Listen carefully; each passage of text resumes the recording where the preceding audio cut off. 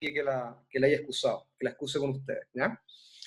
Hoy día lo que vamos a revisar, más bien, es seguir avanzando en el trabajo de la planificación de la unidad de aprendizaje.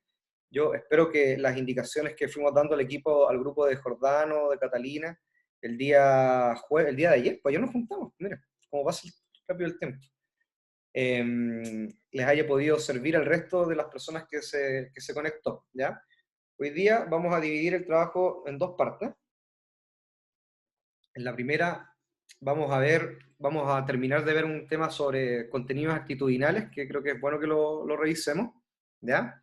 Para que vayamos ajustando un poco es el OAA, que más abajo hay que hacer tiene una indicación con respecto a eso. Y luego, y posteriormente, vamos a hablar sobre criterios e indicadores de evaluación. Los criterios e indicadores de evaluación son súper entretenidos, ¿ya? O sea, para mí por lo menos. No quiero generalizar, después decir, oye, súper fome la cuestión. Pero lo que vamos a ver con criterios e indicadores es entretenido porque a la larga ustedes ya van a definir cuál es la calidad de lo que esperan con respecto a lo que van a evaluar y con respecto al objetivo. ¿Y por qué los indicadores sobre todo son muy, muy entretenidos? Porque los indicadores lo que hacen es estimar conductas observables y medibles. Y a partir del levantamiento de indicadores uno ya puede evaluar objetivamente, ¿ya? Entonces vamos a ver algunas diferenciaciones. Hay una guía que preparó Rosita ya para este primer año, pero con la didáctica 1 que hicimos el primer semestre, así que está disponible también en el aula. Ese es un material súper interesante de revisar, así que en base a ese documento vamos a trabajar hoy día. Y la segunda parte que vamos a trabajar hoy día va a ser ya dividirnos en salas para que ustedes vayan trabajando en pequeños grupos, yo vaya pasando por cada una de ellas para ir visualizando cómo va el avance del trabajo, y ojalá hoy día ustedes ya se puedan ir a la construcción de algunos indicadores y criterios, ¿ya? Estoy nombrando todos como coanfitriones, porque así luego cuando nos separemos por salas, van a poder todos compartir, ¿ya? Así que el material. Asumo que por eso la otra vez en salas pequeñas no pudieron compartir el material, y ahí Daniel Delgado me dijo que yo tenía que activar una cuenta más de mayor jerarquía en Zoom. Yo, evidentemente, le pido disculpas porque como un humilde profesor, ¿eh? Ya, profesores, vamos a avanzar. Dudas, preguntas, consultas, reflexiones, inquietudes que tengan de lo que vimos la semana pasada. ¿No? ¿No hay inquietudes? Ya. Está todo clarito, como el agua. Y como dice, me parece que es el gran Fito Páez, como dice, en definitiva, chiquillos, todo es una cuestión de actitud, ¿ya? Y cuando yo les pregunto, y vamos a hablar sobre este primer tema, cuando hablamos de actitudes, ¿qué es para ustedes la actitud? No aptitud, sino que una actitud. ¿Qué es actitud? Lo que yo demuestro hacia los demás. Lo que usted demuestra hacia los demás, ¿ya? Y cuando usted habla de demostrar hacia los demás, ¿qué lo demuestra con actos? ¿Cómo lo demuestra? ¿Cómo yo puedo evidenciar que usted me lo está demostrando? En base a acciones, hechos, Perfecto, situaciones. perfecto. Y si hablamos me voy a quedar con la primera parte, y si hablamos de acciones, entonces ya lo hemos conversado en otras ocasiones, pero este tema lo vamos a ver en profundidad, la relación entre educación física y actitudes en la didáctica 3. Pero cuando hablamos de actitudes, también la actitud como contenido axiológico tiene que ver con todos aquellos temas que van a relevar normas y valores, ¿ya? ¿Qué significa esto? Que ya creo que lo había mencionado en clases anteriores, que cuando nosotros hablamos de una actitud, lo que en definitiva estamos visualizando perdón, el comportamiento y la acción de una persona con respecto a un valor, ¿ya? O un valor principalmente valores, y por eso se define que la actitud es el reflejo de un valor. Por tanto, usted me podría declarar que es muy respetuoso, que es muy tolerante, pero en las acciones interrumpe al compañero, es conflictivo, conflictiva, es poco tolerante, y por tanto lo que usted indica que es, no se refleja en la acción, y por tanto no tiene una actitud que permita reflejar aquel valor, ¿ya? Y los valores y las normas están totalmente unidos, porque en definitiva, cada vez que usted también va respetando normas, reglas de una distinta situación, también va reflejando un valor, ¿ya? Y el valor está asociado a los aspectos morales. ¿Qué es la moral? Ustedes que tuvieron ya antropología y ética, ¿qué es la moral, chiquillos? Lo que es correcto socialmente. O sea, como... Efectivamente, lo moral está asociado al bien y al mal, ¿cierto? Definir qué está bien y qué está mal. Y por tanto, la primera pregunta que yo les puedo realizar con respecto a esto es que todos tenemos la misma concepción de lo que es bueno y lo que es malo. ¿Creen ustedes o no? Pero ahí entra nuestra ética. ¿Cómo? Ahí entra nuestra ética. Ya, perfecto, perfecto, pero ahora estamos hablando solamente de moral, no de la ética todavía, ¿ya? Todos tenemos la misma concepción de lo que es bueno y es malo, ¿no? O sea, hay puntos en los que la mayoría dice que algo es bueno y que algo es malo. ¿Y a qué se debe eso entonces, creen ustedes? Que cada uno podría decir, yo concuerdo o no concuerdo con algún tema. ¿A qué se puede deber?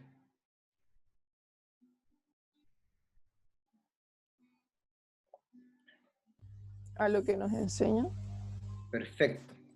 A eso se debe. Y fundamentalmente, eso se define como la carga moral, ¿ya? Cada uno de nosotros tiene una carga moral. Y por tanto, depende de mi historia, de mi experiencia, seguramente yo les podría decir, a ver, mentir no es tan malo, ¿cierto? Y ahí podría ser más relativo. Y Vicente me va a decir, pero ¿cómo, profe? Usted es profesor, es más viejo que nosotros y nos dice que mentir no es malo. No, mentir es absolutamente malo si uno tiene que ser honesto. Y yo le podría decir a Vicente, sí, pero seguramente alguna mentira piadosa no es tan mala. Y ahí podríamos entrar entonces en un dilema moral. Pues, ¿cuál podría ser el dilema moral? No sé, se lo señalo. Podría ser, Catalina me va a mentir y me va a decir, profesor, no, su clase es la mejor de todas, ¿ya? Pero seguramente eso no es verdad y me lo dice para que yo me sienta bien, ¿cierto? Porque seguramente sabe que si me dice lo contrario, yo me voy a deprimir, ¿ya? Y eso sería una mentira piadosa. Y en cambio Vicente seguramente le va a decir, no, tenemos que decirle la verdad al profesor, si no es la clase no es tan buena como le dicen. Es mejor que vaya, totalmente vayamos con la honestidad por delante. Y por tanto, seguramente vamos a tener dos posiciones, por los que dicen, no, digámosle sí, para que se quede tranquilo y termine el semestre totalmente en la tranquilidad, espiritual incluso, y lo otro va a decir, no, es mejor que el profe tenga un golpe de realidad y que efectivamente mejore la asignatura para las generaciones que vienen más adelante. Bueno, lo que quiero decir con esto es que tenemos una carga moral que nos va a definir y viene a partir de la experiencia, pero también las actitudes se van desarrollando a partir de lo que son dilemas morales. Ahora, en el caso práctico, yo les podría decir a todos ustedes qué posición tendrían con el ejemplo. Y ese es un dilema moral. ¿Ya? Ese es un dilema moral. Y por tanto, la primera relación que quiero establecer acá es que en educación física, fundamentalmente, el tema de las actitudes se desarrolla a partir de planteamiento de dilemas morales. Por ejemplo, los que somos fanáticos de la Universidad de Chile. Si yo hubiese sido el árbitro, Héctor Jona, del partido de la U con la Calera, o de la Calera con la U, ¿ya? La primera pregunta es, ¿vieron el informe que él emitió, no? ¿Ya? No consignó incidentes en el partido. Complejo, como quedó la escoba al lado de él. ¿Ya? Yo a Héctor Jona lo conozco, paréntesis, trabajamos juntos en Santiago una vez en una escuela de verano. Muy simpático por lo demás. ¿Ya? Pero bueno, con el penal que hizo el tuto de Paul. Yo no lo hubiese cobrado, porque en definitiva, yo, bajo mi perspectiva, pues bajo mi criterio, yo entiendo, y además siendo hincha de la U, yo no lo hubiese cobrado, porque entiendo también que es una acción también corporal propia de la cadena cinética, bajo mi perspectiva, desde donde yo lo vi. ¿Ya? pero seguramente el reglamento es tan objetivo que te dice, no, pues tenéis que cobrarlo, ¿ya? ¿Cierto? No hay otra apertura. Entonces, la primera pregunta que uno le podría hacer a estudiantes de educación física que están en la asignatura de fútbol es, tengamos este dilema. Usted, siendo hincha de la Universidad de Chile, dejando apertura al criterio del árbitro, ¿hubiese cobrado o no hubiese cobrado el penal? Seguramente Vicente y Renato, que son hinchas acérrimos de la Universidad de Chile, no lo hubiesen cobrado, Nica. Pensando todas las consecuencias que hubiese traído. La otra situación, otro dilema moral que usted podría plantear es a un estudiante, a un niño, no sé, pues de quinto básico. Si ve a un compañero tirado en el suelo, un rival, perdón, en un partido de fútbol, y él está solo frente al arco, ¿qué hubiese hecho? ¿Qué haría? ¿Tira la pelota afuera, el balón afuera, o hace el gol y después va a apoyar al compañero? ¿Ya? ¿Qué quiero decir con esto? Que ustedes se pueden reír y todo el tema, pero voy a ver el chat, ahí está. No era penal, a la canilla. En definitiva, ustedes lo que pueden decir ahí es que con todos estos dilemas morales, donde el estudiante puede definir qué es bueno y qué es malo, usted también está desarrollando las actitudes. Y por tanto, en el currículum las actitudes también están vinculadas a la formación integral del estudiante. Y cuando hablamos de una actitud, con todo este componente de dilema moral, no dije lo del dilema moral porque es distinto, o de la carga moral, porque cada uno de nosotros tiene una formación distinta. Yo tengo una formación temporal, familiar, distinta a la que cada uno de ustedes tuvo. Y por tanto, lo que yo hoy día puedo definir como bueno o malo, no es tal para ustedes, por mi formación y por mi época en la cual me he formado. Quiero decir con esto que en mi tiempo, por ejemplo, en la universidad, cuando yo entré el año 2004, de Mechón, hubiese sido el tema de la perspectiva de género y la discusión y el respeto a las compañeras, seguramente no estaba tan latente, y uno lo invisibilizaba más bien, teniendo conciencia de que seguramente uno podría haber identificado faltas de respeto entre compañeros y compañeras y uno lo hubiese obviado porque en definitiva es totalmente normal. No podría haber emitido un juicio entre lo bueno y lo malo. Hoy día ustedes pueden emitir ese juicio y lo cuestionan. O mi acción como profesor hoy día, si ustedes hubiesen tenido, o un profesor de los que me hizo clase a mí en esa época, le hubiese hecho clase a ustedes hoy día, yo estoy por seguro que ese profesor estaría pero ultra lleno de correos con reclamos y muchos otros tipos de cuestiones, de situaciones, ¿ya? Por tanto, porque las experiencias van definiendo también la carga moral distinta que cada uno de nosotros puede tener y además también la formación, ¿ya? Y por eso el aspecto moral es tan complejo, por eso nosotros también le asumimos a una situación, un objeto, distinto valor. Le damos una valoración distinta. Y esa valoración distinta se refleja en las actitudes. Por tanto, cuando me voy a tomar del ejemplo que plantearon Jordán el otro día en su formato de planificación, cuando hablamos de demostrar perseverancia y esfuerzo personal, y eso lo tratamos de estandarizar para un curso de 30 niños, para un logro del objetivo, eso es súper complejo.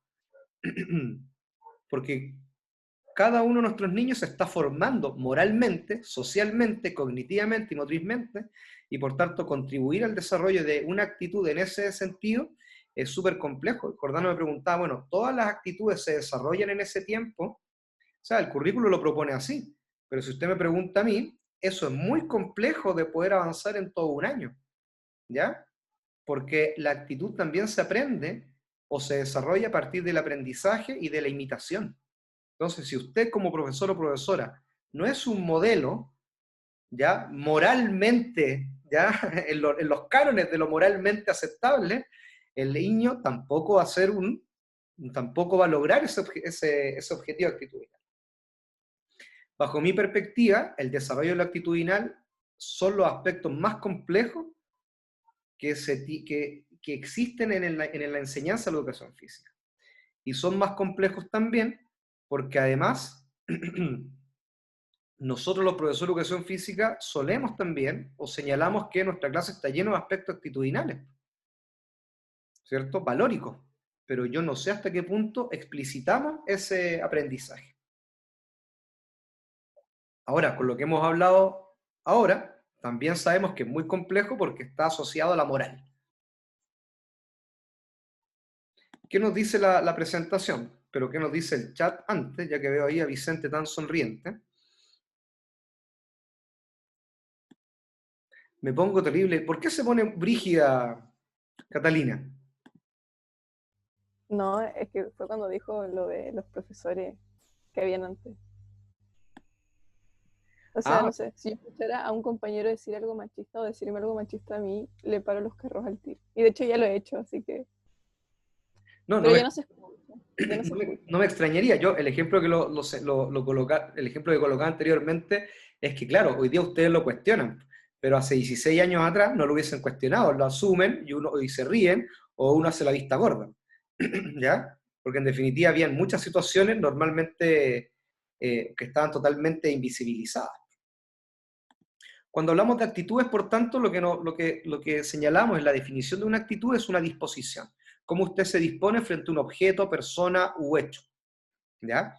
Y acá también, esto es súper interesante porque a la larga ustedes incluso históricamente o a partir de la transmisión oral podrían decirle, oye, esa asignatura es súper fome o esa asignatura es súper entretenida, y a partir de esa información que ustedes traen ya, vienen con preconcepciones. Y por tanto, sabemos incluso que esas preconcepciones también van a establecer o van a hacer que usted venga con una disposición favorable o desfavorable frente a una asignatura que en este caso podría ser el objeto. ¿Ya? Y toda esa información también se va transmitiendo y por tanto aquellos elementos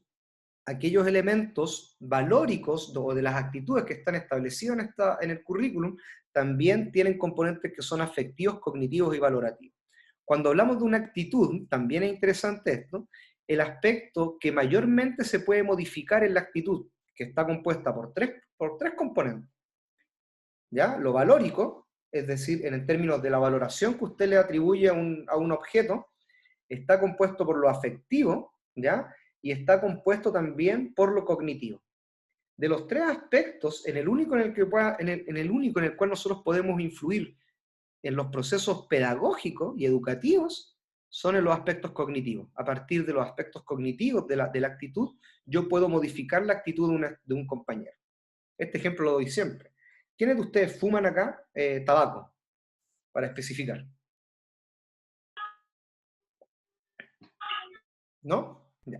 Yo Pero fumaba antes, imagínense no sé si cómo ustedes fumasen tabaco. Voy a precisar en eso. ¿Se acuerdan ustedes que hace un tiempo atrás, yo creo que ustedes eran muy chicos, pero salió la propaganda de Don Miguel?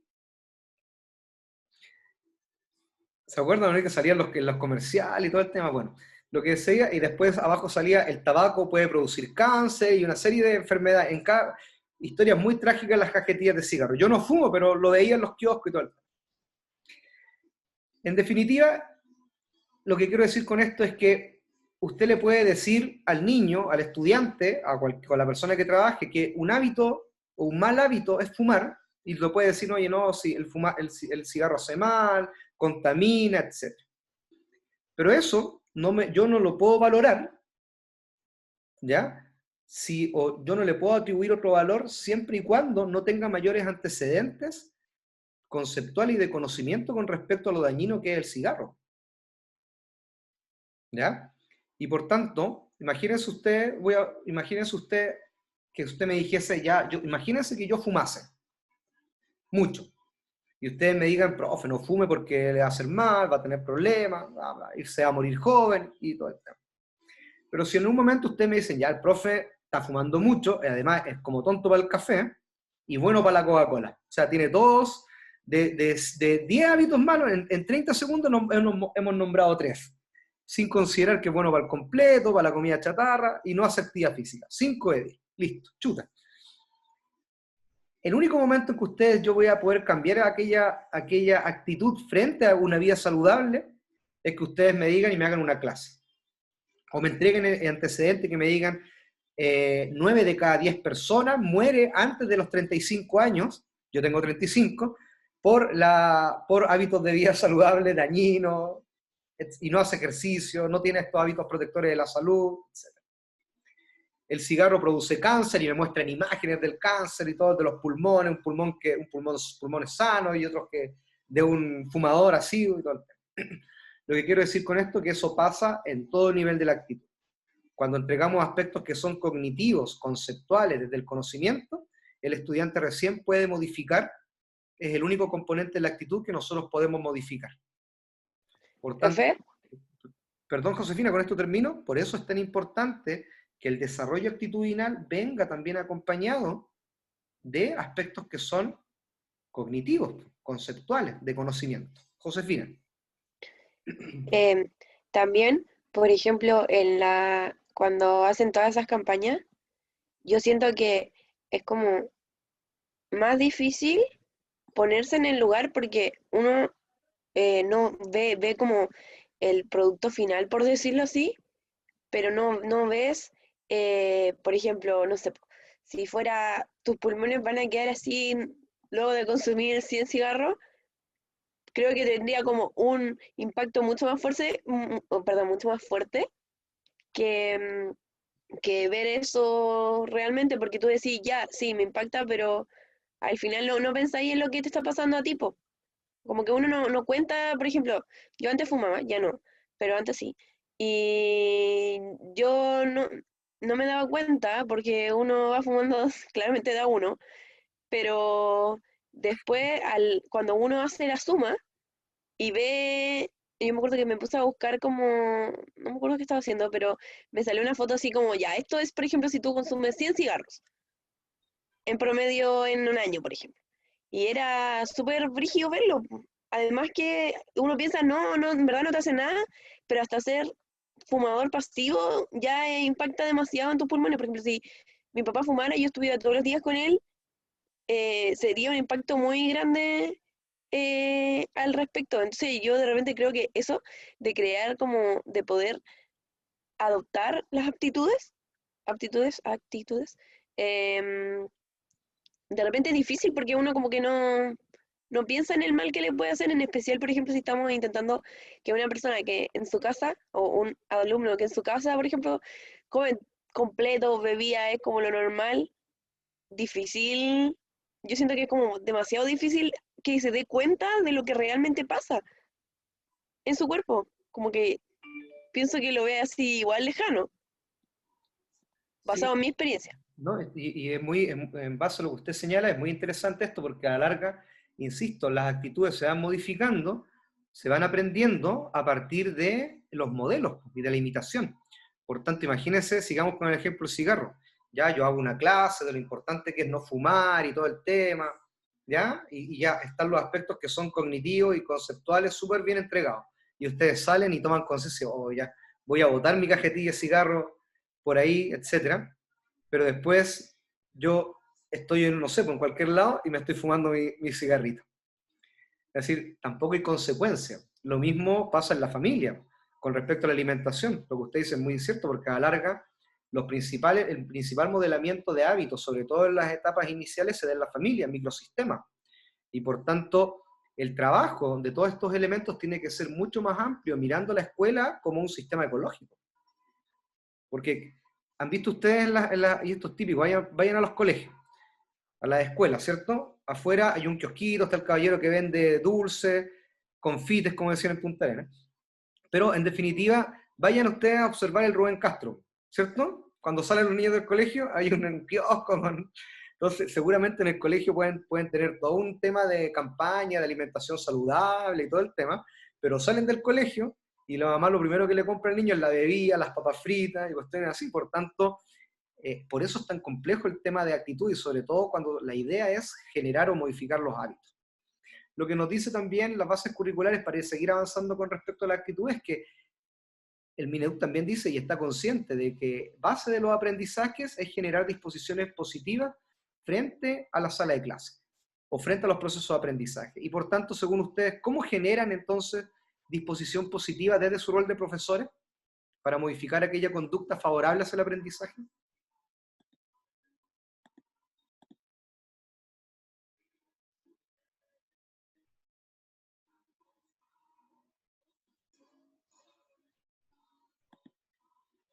Dejo la pregunta abierta. ¿Cómo creen ustedes entonces que pueden favorecer al desarrollo de las actitudes entonces Si sabemos que es una disposición frente a un objeto, y en este caso el objeto del proceso de enseñanza-aprendizaje, ¿cómo desde su rol de profesores ustedes van a generar disposiciones positivas o pueden generar disposiciones positivas, por ejemplo, hacia la práctica, la actividad física, el ejercicio, etcétera?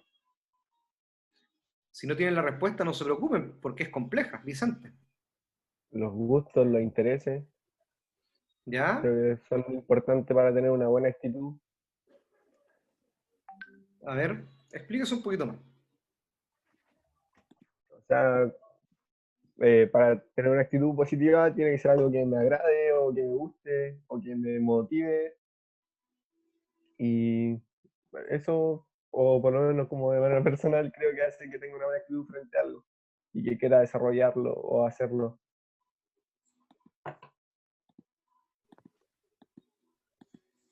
De repente también creo que, como dice el bicho, evaluando los gustos y las actividades que les agradan a los alumnos, porque de repente quizá no sea, por ejemplo, si yo le digo, ya juguemos fútbol, y mucha gente no le gusta jugar fútbol, o piensa que hacer actividad física es solo correr y hacer, qué sé yo, test de naveta,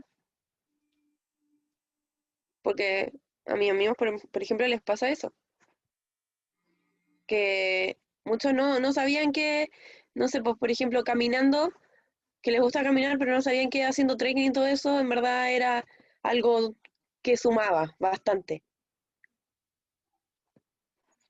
Perfecto, perfecto. Sí, han dado dos elementos esenciales ahí, que cuando hablemos de actitudes también, uno de aquellos elementos es, como tal como dice Vicente ahí, conocer las motivaciones, los intereses personales, porque en definitiva con eso yo podría establecer también tareas o experiencias de aprendizaje que favorezcan a mejorar aquella disposición que que un estudiante puede presentar frente a un objeto. Ahora, evidentemente, también con respecto a lo que plantea Josefina, igual es complejo porque uno puede hacer todos aquellos esfuerzos para que el estudiante o las personas sepan lo importante que es la práctica de la actividad física, generar todos esos elementos, pero aquello queda en lo cognitivo también, que es lo que nosotros podemos modificar. Ahora la pregunta también viene relacionada a cómo entonces hacemos que el estudiante le vaya dando un mayor valor a partir de aquello. Y ahí también viene otro tema esencial con respecto a lo que plantea este cuadro comparativo del contenido actitudinal, es que en definitiva todos aquellos procesos vinculados a lo valórico, a lo normativo en la clase de educación física, debe generar, por otro lado, o debe estar lleno de intenciones pedagógicas, debe estar intencionado por las acciones que ustedes propongan. En función de lo que plantea Vicente, cuando vamos a diferenciar también entre aprendizaje superficial y aprendizaje profundo. La característica de un aprendizaje que es profundo es porque existe una motivación que es intrínseca en comparación al aprendizaje superficial, que es un aprendizaje que está vinculado a la recompensa. Pongo dos situaciones y por tanto uno podría decir, bueno, ya voy a hacer una tarea en particular porque me saco la nota y salgo del cacho, o el otro voy a hacer una tarea en particular porque en definitiva eso me va a permitir aprender, me interesa, está vinculado a mis intereses y a lo que me motiva, ¿ya? Y por tanto, ahora la dificultad ya sabemos que es atender a los intereses, a las motivaciones de los estudiantes, pero además también ahora es visualizar cómo abordamos aquellos elementos, ¿ya? Cuando hablamos entonces de aquellos temas actitudinales, por tanto, o aquellos aspectos que están vinculados a lo normativo, a lo actitudinal, no solamente debemos centrarnos en aquellos elementos que son las de predisposición a una acción, como el comportamiento de una persona, sino que también poner atención en aquellas opiniones que nosotros podamos recibir de nuestros estudiantes. Y por tanto eso también es otro insumo para ustedes ir viendo y estableciendo cuál es el nivel de valoración que van presentando con respecto a su clase, a usted como profesor, a sus pares, a sus compañeros. Y por tanto, eso implica además, desde el planteamiento de los contenidos actitudinales o incluso de los objetivos de aprendizaje actitudinales, ir visualizando y tener la capacidad de observación para aquellos compañeros o compañeras o estudiantes que les permitan a ustedes también identificar cuáles son aquellos comportamientos en los cuales se está reflejando el valor o no se está reflejando el valor, y cuáles son aquellas acciones y tareas de aprendizaje que usted debería resaltar para que ese valor aflore en aquellos estudiantes. ¿ya? Y ahí tenemos una serie de aspectos, una serie de valores que son indiscutibles de realizar, y nosotros generalmente apuntamos al trabajo en equipo, al esfuerzo y a la perseverancia. Pero esto tiene que ir mucho más allá, ¿ya? ¿Dudas, preguntas, consultas con respecto a contenidos actitudinales? ¿Nones? Yo tengo una. O A ver, sea, es como, bueno, no es una pregunta como tal, reflexión, pero en algunas evaluaciones ¿ya? los contenidos actitudinales también están, pero Ah, eso igual es súper amplio porque si uno va a evaluar eso en una actividad, por ejemplo, pero igual a los alumnos les puede pasar algo o no se pueden sentir bien y no van a responder a ese punto en específico. O quizás respondan, pero no todos van a responder de buena manera. Entonces, no sé, me llama la atención y también me preocupa y me asusta en el momento que tenga que yo estar haciendo la clase y estar preocupada de eso eh, al mismo tiempo que todas las otras cosas. Lo que pasa es que la actitud no se desarrolla en una clase, es un proceso de Mm, aprendizaje constante, ya, ¿ya? Y por tanto, ahí viene un poco la explicación que yo le señalaba a Jordano: plantear 3 objetivos de aprendizaje actitudinales para 4 clases es muy ambicioso. Y además también yo insisto en mis reflexiones que nosotros los profesores de educación física hablamos siempre de la formación integral, pero asumimos que por el hecho de trabajar en equipo, en tareas de colaboración y oposición, asumimos que estamos trabajando aspectos que son actitudinales. Y no es así. Cuando uno, por ejemplo, ayer hablamos con los estudiantes de didáctica 2, cuando uno trabaja aspectos que son valóricos y actitudinales en la clase de educación física, una de las estrategias que es sumamente relevante es el aprendizaje cooperativo, porque el aprendizaje cooperativo como estrategia resalta el debate, la reflexión, la discusión, la tolerancia. Si no hay esos elementos, tampoco hay aprendizaje cooperativo. Es una de las premisas del aprendizaje cooperativo. Pero eso, Javiera, se va desarrollando constantemente en el tiempo, si no, es imposible. Es imposible pensar que porque ustedes están trabajando colaborativamente, están desarrollando el valor de la tolerancia y el respeto, si no hay intención. Si no hay una intención pedagógica, cuando hablo de intención pedagógica, me refiero a una acción que proponga el profesor, una tarea de enseñanza que proponga el profesor o la profesora, donde específicamente se plantee más lo actitudinal y lo valórico, y los aspectos motrices sean un medio para conseguir eso. Y ahí está la complejidad cognitiva. Profe, ¿pero uno podría modificar alguna actitud basado en la actitud del profe? ¿Cómo sería eso, Josefina?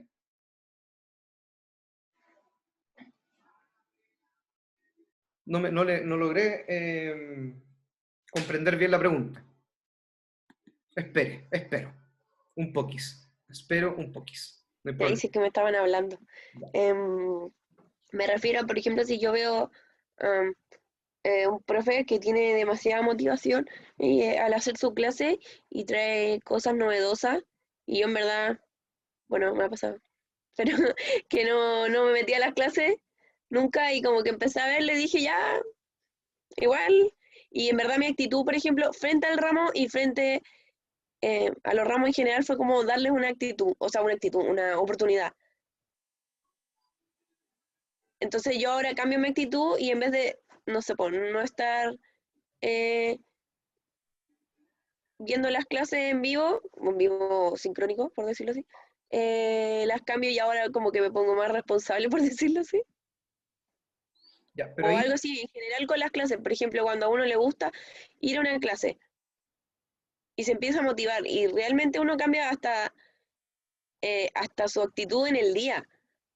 A ya, eso me refiero. ¿Eso tiene que ver con esto o tiene que ver, porque imaginemos que el objeto o la persona es la clase, no el profesor de la clase, de la asignatura. Es ujú, la clase. Ahora yo te voy a hacer una serie de preguntas y vamos a ir determinando algunas cositas. ya? Ya, tú entraste a una clase y te motivaste, pero ¿por qué le diste un mayor valor ahora que anteriormente, más allá de la oportunidad que le tuviste que dar, que tú pensaste que le diste? Puede ser ¿Dónde? dos cosas. ¿Ya? A ver. Uno puede ser azar, ¿Ya? que me metí, por ejemplo, porque necesitaba hacer un trabajo y quería saber de qué era el trabajo, o que por lo mismo dije, ya me voy a meter, como que me hice el ánimo, yo misma. Ya, pero en definitiva había una cosa, una recompensa, lo que hizo clic, ¿cierto? Que fue, tengo que hacer algo, tengo que responder Sí. a algo, ¿ya? Y me imagino que también una reflexión, que si no hacías el trabajo, ibas a salir reprobada en ese trabajo en particular, ¿cierto? Es que igual uno puede ver las clases después, po. Claro, pero a la larga tu principal motivación fue para hacer el trabajo, Ah, sí, ¿cierto? Estoy escudriñando por ahí, ¿cierto? ¿Ya? sí, Y lo que está quiero bien. decir con esto es que, claro, te metiste porque había que hacer un trabajo y tomaste conciencia de que si no hacías el trabajo, ibas a sacar un rojo, por ejemplo, Ya, ¿cierto? Y por tanto ahí hay un primer signo que es el aspecto valorativo. Le di un valor. ¿Cuál podría ser el valor? ¿Que voy a reprobar o no voy a reprobar? Ahora, una vez que te metiste, ingresaste y seguramente tomaste conciencia de que lo que realmente estaba pasando en la asignatura era por tu beneficio personal, profesional, desde el aprendizaje. Y claro, y porque me interesaba. y además, y entonces ahí tenemos dos componentes, o tres, ahí están los tres componentes. Uno, un aspecto cognitivo, porque valoraste cognitivamente qué tan importante es esa asignatura para tu formación profesional. El aspecto valorativo, de 0 a 1, avanzaste inmediatamente. Si pudiésemos poner una escala de valores, ¿cierto? La asignatura como objeto de estudio. Y por otro lado, afectivamente le diste un mayor valor. Por tanto, quisiste participar de la asignatura porque te interesaba mayormente. Seguramente, Sí, ahora, si incorporamos la variable profesor o profesora, más encima, si el profesor o profesora es entretenido, entretenida, y ves también que al profesor le apasiona la temática, seguramente, por imitación, tú también podrías decir, ahí tienes otro elemento para el aprendizaje. Y seguramente, tu comportamiento, la actitud frente a la asignatura, ya es mucho más favorable con respecto a la que tenías anteriormente. Tu conducta cambió. ¿Te das dando cuenta es de que cómo también, van pasando todos también me los... llama la atención, por ejemplo, cuando alguien ve una clase, pero nunca participa, y de ¿Ya? la nada participa. Bueno, creo que a usted también le llamaría la atención cuando ve a alguien, por ejemplo, que prende la cámara por primera vez o algo así. Pero Sí, eso tiene que ver con esto al final, con el cambio de actitud. tiene que ver con el cambio de actitud po, y con toda la modificación que hicimos en todos los aspectos anteriormente. ¿Ya? Generalmente ustedes participan cuando hay un tema de interés, pues cuando toman conciencia cognitivamente de que aquel tema es interesante. ¿Sí o no? Y por tanto, inmediatamente ustedes dicen, uy, tate, ese tema me sirve. Cognitivamente tomé conciencia, hice una modificación cognitiva, logré comprender qué tan importante es eso conceptualmente, procedimentalmente para mi formación. Y ahí te das cuenta que ya hicimos un switch, un cambio en el switch más cognitivo, del componente cognitivo de la actitud.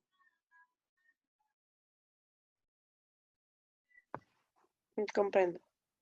Lo mismo podría hacer usted con sus estudiantes. Imagínense en un colegio, hábitos de vida saludable, y le podría decir a los niños lo importante que es hidratarse, la seguridad para evitar lesiones, eh, cuidar al compañero de lesiones, alimentarse saludablemente. Imagínese usted, le dice al niño ahora, bueno, nos vamos a alimentar saludablemente y tienes que consumir este tipo de alimentos, ¿ya? Porque son los que te dan mayor energía. ¿Y por qué te dan mayor energía? Porque ahora vas a poder ser mucho más resistente, mucho más veloz y le estás entregando aspectos que son cognitivos al estudiante, de conocimiento.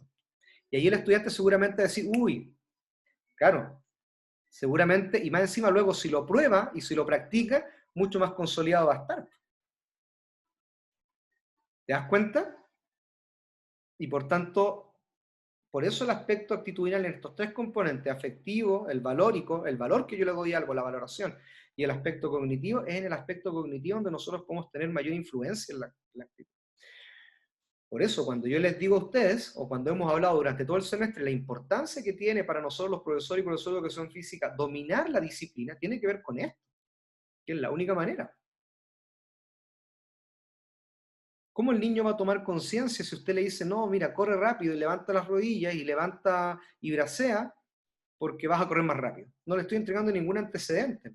En cambio, si usted es entrenador de atletismo y le dice al niño, bueno, tienes que levantar cada uno de los segmentos corporales, elevar la rodilla en los últimos metros, porque te va a permitir elevar el centro de gravedad, y el centro de gravedad está más bajo, está toda la masa centrada en ese punto. Si no elevas rodillas, si no braceas, tu centro de gravedad se va a mantener bajo, y por tanto tu frecuencia de zancada y la amplitud de la zancada también va a ser inferior. Si hay menor frecuencia y menor amplitud de la zancada, ¿qué va a pasar? Menor velocidad. Son elementos que son conceptuales. Y el estudiante va a decir, uy, tiene razón. Entonces ahora cuando hagamos ABC, el ABC Sprint, ¿cierto? Skipping, taloneo, el payasito, seguramente el estudiante ya va a saber con mayor razón que definitivamente tiene que ponerle ojo técnicamente a ese ejercicio para poder tener una carrera técnicamente mucho más adecuada. Entregamos información en 30 segundos, no cuesta tanto. Pero para eso hay que tener dominio de la disciplina, si no, ¿sí o no? ¿Se dan cuenta cómo están articuladas las cosas? Ahora, todos estos aquellos elementos, cuando hablamos de objetivos actitudinales y objetivos que son más de corte procedimental o de conceptuales, también se deben evaluar. Y por tanto, hay dos elementos que son interesantes de ustedes. Bueno, asumo que todos, pero voy a hacer la pregunta, que todos y todas leyeron la guía de criterios e indicadores, ¿cierto? ¿Ya? Y ahora no tengo presentación porque lo voy a conversar y vamos a hablar sobre la guía. Cuando hablamos de un criterio de evaluación, y ahí necesito que estén atentos y atentas, un criterio de evaluación nos va a permitir verificar, al igual que los indicadores, nos van a permitir verificar cuál es el nivel de logro que nuestros estudiantes alcanzaron con respecto al objetivo que hemos planteado. Pero el criterio es súper interesante porque a la larga el criterio viene en una lógica de que la evaluación tiene que ser transparente. Y nosotros estableciendo el criterio previamente, ya le podemos entregar a nuestro estudiante información de qué es lo que queremos. Yo hace mucho tiempo la evaluación, o al menos la concepción que tengo yo de evaluación, es tratar de pillar al estudiante en la equivocación y decir, te equivocaste en eso, y eso tiene una connotación punitiva, castigadora de la evaluación. La evaluación debe ser parte del aprendizaje y del proceso, no puede ser aislada. ¿Ya? Eso es la primera consigna.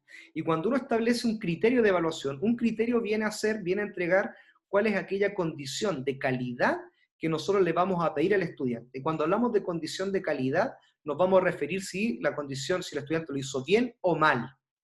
Por tanto, un criterio de evaluación es mucho más amplio que un indicador. Y un criterio de evaluación viene a ser un aspecto que yo voy a evaluar.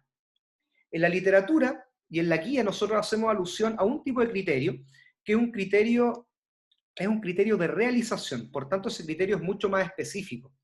La literatura también va definiendo criterios de calidad. Vean ustedes, por ejemplo, las rúbricas de didáctica. El último nivel, el 4, donde tienen mayor puntaje, viene a constituir el criterio de calidad de ese criterio de realización, donde hay mucho más elementos. ¿Ya? Según lo que nosotros proponemos ahí en la guía, este criterio de evaluación tiene que ser general, ¿cierto? No debe ser tan específico, y además tiene que darle la mayor cobertura al objetivo. ¿Para qué? Para que nosotros sepamos que efectivamente ese objetivo tiene un componente que va a ser evaluado y que el cual nosotros nos vamos a fijar y nos vamos a centrar para emitir un juicio. La evaluación, más que todo, es la emisión de un juicio ante una situación. ¿Cuál es la situación? Son todos aquellos elementos que proponen los objetivos de aprendizaje para luego ser evaluados. Por tanto, un criterio es un aspecto a evaluar de una situación. ¿Ya? Jordano, que es el que tengo más a mano. Dígame un objetivo de clase que usted haya redactado con su grupo. Al tiro lo tengo por acá. Objetivo de clase: practicar juegos de colaboración y oposición en grupos reducidos que resalten el uso del espacio y el tiempo de manera efectiva. Ya, un criterio de evaluación podría ser ahí, uso del espacio de manera, ¿cómo me dijo? Efectiva. Por ejemplo, uso del espacio de manera efectiva, ¿ya? En juegos de colaboración y oposición. Ahí está el primer criterio de evaluación, es súper simple. ¿Ya? Es un aspecto. Entonces, ¿qué indica esto? ¿En qué se va a fijar usted? No se va a fijar en cómo se desempeña en el juego de colaboración y oposición, sino en qué se va a fijar. En que use el espacio adecuadamente. Adecuadamente. Ahí está el primer criterio de evaluación. Ahora, ¿cuál es lo complejo? Permiso, voy a ver el chat. A mí este tema me gusta mucho, perdónenme. Cuando hablamos entonces de uso del espacio adecuado o uso efectivo del espacio como criterio, y ahí seguramente hay otros elementos que hay que incorporar como criterio de realización, yo le podría decir lo siguiente. Ojo, ¿cómo ahora yo, si digo uso adecuado del espacio en juego y tanto, qué va a entender Javiera y qué va a entender Catalina y Jordano y Vicente, todos ustedes, por el uso adecuado del espacio? Seguramente, y la Josefina, seguramente vamos a tener interpretaciones distintas. Y por eso el criterio es tan general, y por eso ahora el criterio necesita de indicadores. Un indicador es mucho más preciso y es una conducta medible y observable. Porque yo siempre pongo este ejemplo, pero en definitiva, si Jordano una vez me deja solo ese criterio, y somos colegas en un tercero básico, y Jordano me dice, uy, tengo que salir porque mi polola, no sé qué le pasó. Yo le digo, ya, Jordano, yo te reemplazo en el curso, en el tercero básico. Y me dice, uy, pero hay un problema, tengo que evaluar. Uy, ya, pero ¿tienes la pauta? Sí. Y Jordano me entrega la pauta, pero solo con criterios de evaluación. Seguramente lo que él entiende por uso adecuado del espacio es totalmente distinto a lo que yo entiendo por uso adecuado del espacio. Y por tanto, el indicador lo que viene a hacer viene a precisar aquellos criterios de evaluación. Y por tanto, el indicador es aquella conducta medible y observable para ese criterio y que me va a permitir verificar el logro de ese objetivo de clase. Quedémonos con el ejemplo del criterio que hemos realizado recientemente. Uso adecuado. Podría ser, claro, sería el criterio. Y un indicador podría ser busca espacios para la consecución del juego colaborativo. Ya, podría ser también reducido, ¿sí? Es una conducta observable y seguramente todos vamos a entender cuál es la intención de buscar el espacio, pero buscar del espacio, a pesar de que es preciso, igual es general. Entonces yo te pediría que eso lo precises de mejor manera. Ya, Josefina, ya llena espacios vacíos, pero ya, desarrollalo de mejor manera entonces ahora. ¿En qué situaciones va a llenar el espacio vacío? Que si fuera colaborativo, tendría que ser, no sé, pues podría ser de modo de defensa. Ah, entonces podríamos precisarlo entonces de esa manera. ¿Llena el espacio vacío para interceptar el móvil del rival? ¿Te das cuenta Sí. que eso, yo lo miro, lo observo y si veo cuántas veces Catalina se ubicó entre el espacio que hay entre dos oponentes y fui capaz de además interceptar el balón y en ese espacio vacío, que ahí pueden, mira, si esta cuestión es muy entretenida, pueden salir ahí dos indicadores. El primer indicador es que ocupó el espacio vacío para interceptar el balón o ocupó el espacio vacío ¿para qué? Para impedir la entrega del balón entre rivales. Ahí tiene ya dos indicadores para ese criterio. Bien, Josefina, hay que precisarlo ahora, hay que hacerlo mucho más entendible y observable. A ver, Nicolás Carvajal, no, perdón, bueno, es lo mismo, Josefina nos dice, sí, pues sí, el amor todo lo puede, llega incluso a... ¿Ya? Ahora, José, me dices ataque en bloque. El ataque en bloque podría ser incluso un criterio de realización. ¿Ya? Ahora, si yo le dije, si lo especificáramos un poco más, yo te podría decir, realiza acciones de ataque en bloque, criterio de realización. Ahora, ¿cuáles son aquellas conductas observables como indicadores que me permiten ahora desglosar aquel indicador? Cuando yo veo que mi estudiante ataca en bloque, o mis estudiantes Quizá atacan. cuando, no sé si alguien me quería hablar, pero cuando em, la posesión del balón es como más variada, no es entre dos personas. Ya, no me queda claro. ¿Te das cuenta que si a mí no me queda claro, que somos especialistas en el área, es muy difícil que venga otro y pueda verificar la conducta como conducta observable? Tiene que ser medible. Por ejemplo, ¿quién ha hecho lanzamiento de la pelotita? Ya. El criterio va a ser, este es un ejemplo para las dos especialistas, para que vean ahí cómo es el proceso cognitivo que hay que hacer, de operacionalizar, desglosar aquel elemento. El criterio va a ser, ejecuta técnicamente la sacada del implemento en el lanzamiento de la pelotita. técnicamente, ejecuta técnicamente, es el criterio de calidad. Y la sacada del implemento, el contenido, el lanzamiento de la pelotita. ¿Qué indicador podrían ustedes entonces, como especialistas, proponer pues, para ese criterio?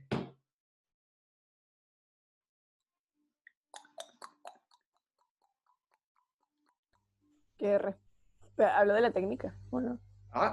Técnica, ejecuta técnicamente la sacada del implemento y el lanzamiento de la pelotita. O, te lo voy a hacer más fácil, es que, mira, ejecuta adecuadamente la técnica del lanzamiento de la pelotita en la sacada del implemento. ¿Puede ser Por ejemplo, que el codo pasa a la altura o más arriba del hombro? Ya, ahí tienes un indicador. Agrégale un verbo ahora, una acción. Saca el implemento o el... Hay que ahora redactarlo bien. Ejecuta José, el lanzamiento. A ver, dale, termina ahí y después la cosa. Ya, perdón. Ejecuta el lanzamiento. Ejecuta el lanzamiento pasando el codo a la altura o por sobre el hombro de manera.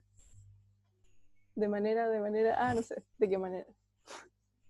Ya, José, dale. Otro indicador. Va bien, yo lo puedo medir y seguramente Javiera, que no es especialista en el lanzamiento de la pelotita, va a decir, uy, se va a poner al lado y va a decir, sí, ¿lo hizo o no lo hizo? Sí, lo hizo. Bien. ¿Se dan cuenta? La lógica del indicador es que todos entendamos lo mismo. Josefina. ¿Podría ser también como en la carrera que haya presencia, por ejemplo, de tijeras o cosas así? No, porque estamos hablando ahí de lanzamiento, no de pelotita. Acuérdate que la carrera, y tampoco hablé de la carrera, solamente hablé de la sacada del implemento. Y acuérdate que la tijera, como carrera, es parte del lanzamiento de la jabalina. ¿Ya? Sabemos que la pelotita es la antesala para la jabalina, pero el criterio no habla de jabalina. Y ese ejemplo que tú me has dado es súper interesante, porque en definitiva también nos dice, ojo, tenemos que evaluar lo que efectivamente hemos trabajado. Y debe haber una coherencia entre el criterio y aspectos conceptuales. Por eso el glosario, insisto, es tan importante. Por eso el dominio de la disciplina es tan importante. Ahora, te pongo ese ejemplo, Josefina. Yo asumo entonces que usted ha lanzado jabalina. La pregunta es, el criterio es, esto es conceptual, solamente describe la fase acíclica del lanzamiento de la jabalina. O describe adecuadamente la fase cíclica del lanzamiento de la jabalina. Ahí usted debe ser capaz de hablar de la tijera, de la posición de fuerza, que me lleva a la posición de fuerza. Y ahí usted debería decirme, estos indicadores observé, estos son los que debo observar, cómo hago el cruce de piernas, etc. Cómo paso de la fase cíclica a la fase acíclica.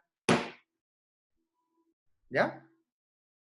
Chiquillos, pucha, lamentablemente nos quedan 10 minutitos, pero si yo tengo clase a las 12:20, por tanto me puedo quedar más, me puedo exceder los 10 minutos si alguien se quiere quedar.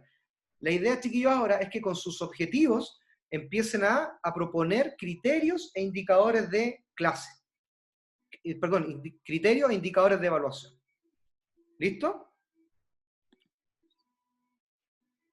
Catalina, tiene una pregunta. Avanti.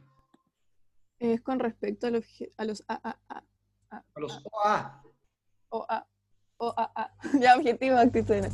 Es que nosotros lo anotamos en nuestra planilla como el de la unidad que aparecía en el currículum, ¿cierto? Okay. Y nosotros podíamos hacerla como a nuestro criterio, pero igual tomando en cuenta eso. Entonces, de esa forma, ¿cómo lo podemos formular el objetivo? ¿O lo dejamos así nomás? No, en el OA no se desglosan objetivos actitudinales, solo se desglosa el OA, el objetivo de aprendizaje. No, por eso me refiero a si lo dejamos como está en el currículum o lo hacemos nosotros. El OA, sí, como está en el currículum. Lo copian y lo pegan. Ya, gracias. ¿Ya? Llegué a esta clase sin saber que tenía dudas, que fueron respondidas. Gracias.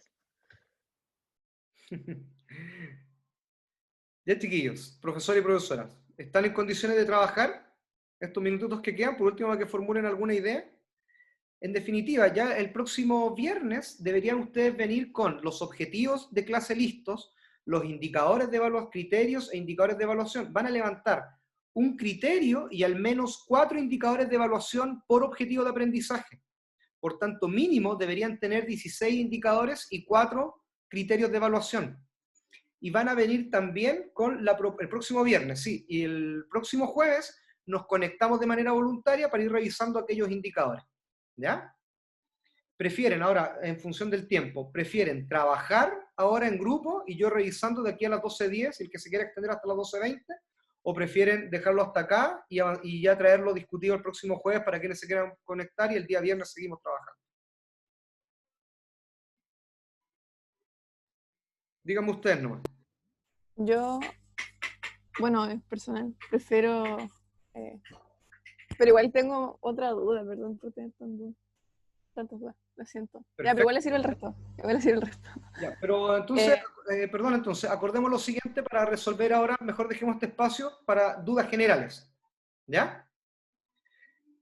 El próximo viernes, entonces, para recapitular, trabajamos tienen que venir con todo completo, de objetivos de clase, criterios de evaluación, indicadores de evaluación, contenidos, y además también los objetivos específicos, y traigan la propuesta de actividades genéricas.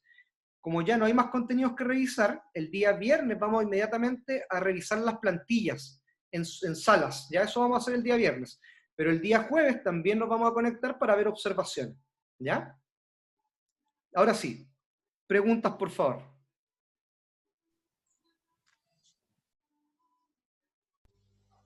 Perdón, es que pensé que era la pita. No, es que necesito así como un ejemplo como para tener más claro lo del, o sea, ya sé cómo es un criterio de evaluación, pero como con respecto a un objetivo de clase.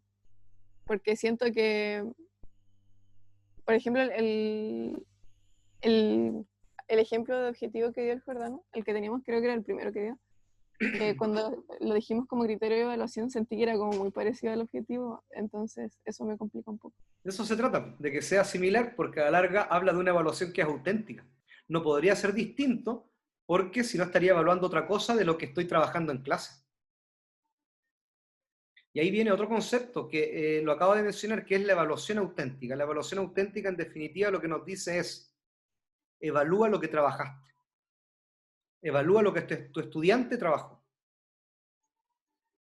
Entonces, básicamente, si se parece mucho, da lo mismo, porque al final igual estás Sí, hablando... te da la pista, pero nosotros ahí que tiene menos elementos, porque nosotros lo que le pedimos ahí, tal como propone la guía, es un criterio de realización, ¿ya?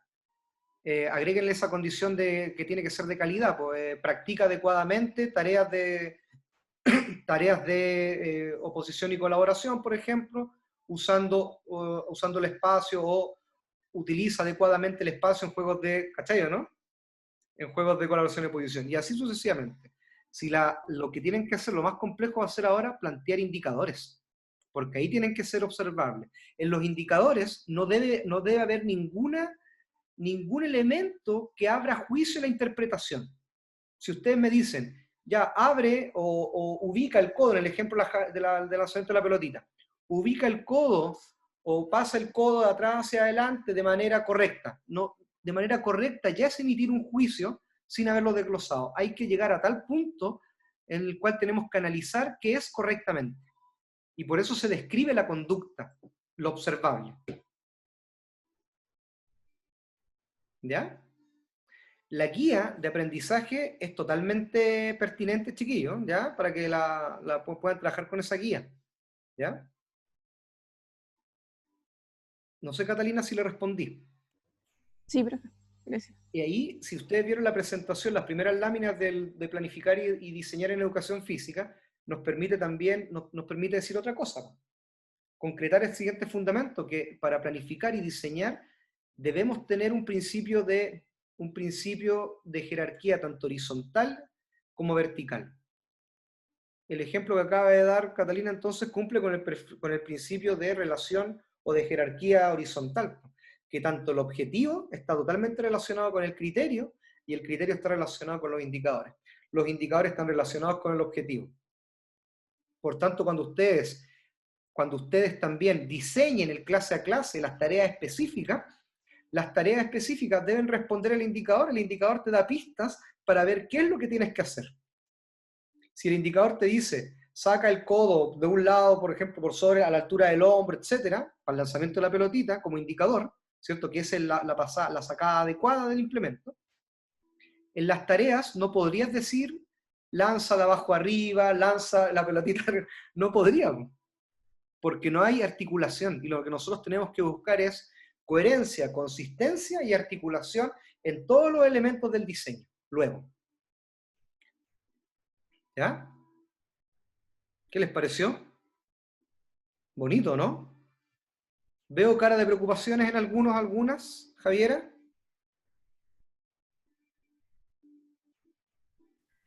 Sí, sí, es que, no sé, no, lo que estaba hablando con la Connie recién, que esto lo tenemos que hacer siempre. O sea, lo vamos a tener que hacer siempre. Y no sé, qué difícil. Por eso, chiquillos, vayan viendo también ustedes cada vez que, bueno, nosotros acá trabajamos con rúbrica, y la rúbrica lo único que hace, o la definición de la rúbrica es juntar un conjunto de indicadores, ¿ya? Y va formando criterios de calidad, ¿sí o no? ¿Se dan cuenta cómo uno ya va asociando? Y por tanto ustedes en sus asignaturas también le podrían decir al profe, cuando un indicador en una pauta de evaluación no es claro, es porque el indicador no está redactado como tal. El indicador no corresponde. Si en el indicador debe reflejar una conducta observable. Cuando vean evaluación del y para el aprendizaje, se van a dar cuenta, o más adelante podemos hacer el ejercicio en un taller, qué sé yo ahí no tengo problema, pero una rúbrica de evaluación es producto de una escala de apreciación de otro instrumento, de una escala de apreciación numérica y de una lista de cotejos. La lista de cotejos son todas las conductas. Y después lo que uno hace para generar un criterio de calidad para la rúbrica, que es el de mejor puntaje, junto a los criterios, junto a los indicadores, perdón, para ese criterio en específico. Y ahí tengo un solo criterio de calidad. Por eso, ustedes han tenido algunos ramos prácticos, fíjense en aquellos indicadores que les piden cuando evalúan técnica.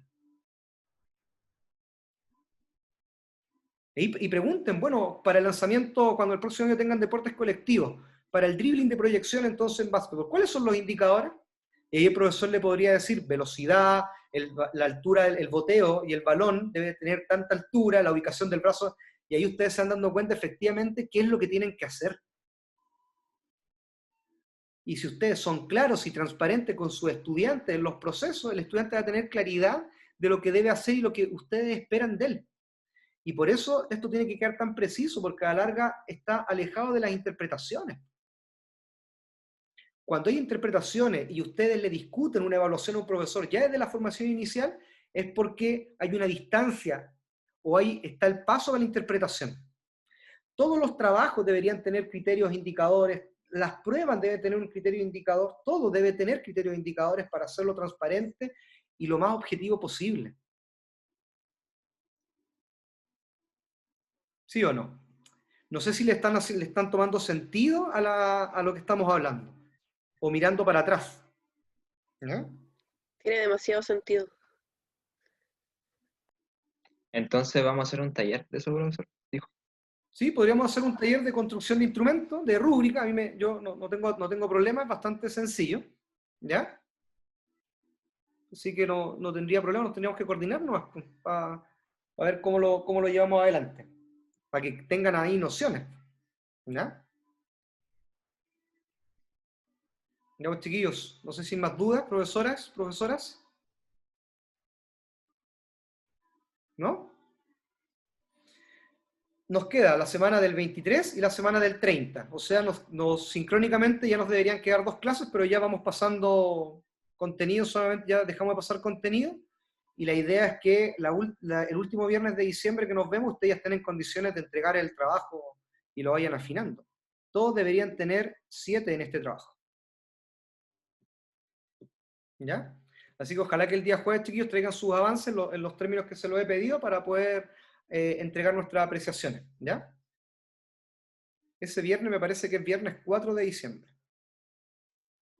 ¿Ya? Ignacio, su trabajo aún no lo voy a revisar, lo voy a dejar porque le estoy dando prioridad a otro tipo de evaluaciones, ¿ya? Ya, profe. Eso, Vale. lo siento. Ya, profesores, profesoras, buen fin de semana, descansen y a aplicarse con el trabajo.